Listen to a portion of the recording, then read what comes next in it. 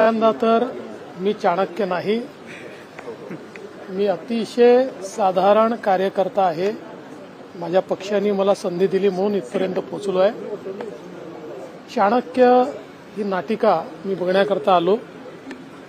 हा 1710वा प्रयोग आहे. 35 वर्ष मनोज जोशी ही नाटिका या ठिकाणी करतायत आणि सर्वांनी बघावी अशी ही नाटिका आहे.